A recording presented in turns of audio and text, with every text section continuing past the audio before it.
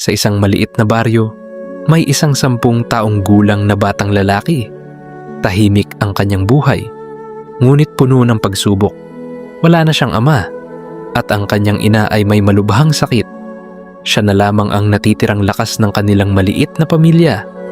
Araw-araw, maaga siyang gumigising. Hindi para maglaro, kundi para alagaan ang kanyang nanay. Pinupunasan niya ito, pinapakain, at tinitiyak na maayos ang kalagayan bago siya pumasok sa eskwela. Kahit bata pa siya, natuto na siyang maging matatag. Pagkatapos ng klase, habang ang ibang bata ay naglalaro, siya naman ay naglalakad papunta sa bukid. Doon, isa-isa siyang kumukuha ng kahoy. Mabigat, mainit, at nakakapagod. Pero hindi siya tumitigil. Bit-bit ang mga kahoy, ibinebenta niya ito sa baryo. Minsan kaunti lang ang kita, minsan halos wala. Pero pilit niyang pinagkakasya ito para may makain sila. At kahit papaano, may pambili ng gamot ang kanyang ina. Isang araw, habang siya ay naglalakad pa uwi, halos hindi na niya kayang buhatin ang mga kahoy. Pagod na pagod siya. Gutom at uhaw. Napaupo siya sa gilid ng daan at tahimik siyang napaiyak. Hanggang kailan ko kaya ito? Mahina niyang tanong sa sarili. Pero bigla niyang naalala ang kanyang ina. Ang itsura nitong nahihirapan, ang mahina nitong boses, at ang mga salitang lagi nitong sinasabi, "Anak, ikaw ang lakas ko."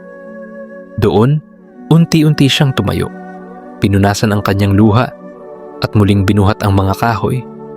Pagsapit ng gabi, sa ilalim ng mahinang ilaw, nag-aaral pa rin siya. Pagod ang kanyang katawan, pero hindi siya sumuko dahil may pangarap siya. Isang araw, makapagtapos.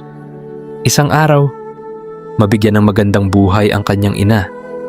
Isang araw, hindi na niya makikitang nahihirapan ito.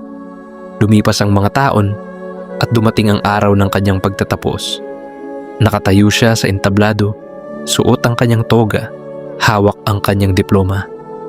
At sa gitna ng maraming tao, hinanap niya ang isang mukha, isang payat, mahina, pero nakangiting mukha.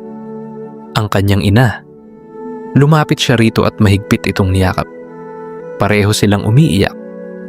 "Nanay, natupad ko na po," mahina niyang sabi. Ngumiti ang kanyang ina at kahit mahina ang boses, sinabi nito, "Anak, ikaw ang pangarap ko."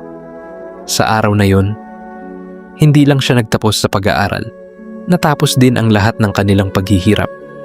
Mula sa isang batang walang-wala, siya ay naging simbolo ng pag-asa, pagmamahal, at walang sawang pagsisikap. Dahil sa huli, ang bawat sakripisyo, bawat pagod, at bawat luha ay nagbunga rin.